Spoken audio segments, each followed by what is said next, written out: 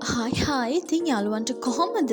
අද අපි කතා කරන්න යන්නේ animals. අපි animals වලට ජපාන් වලින් කියනවා දෝබුත්සු.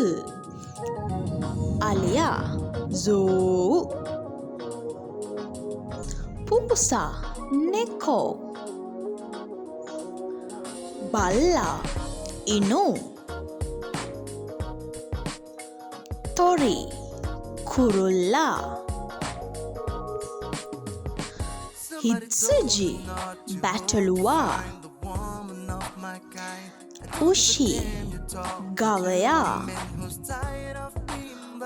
උමා අශ්වයා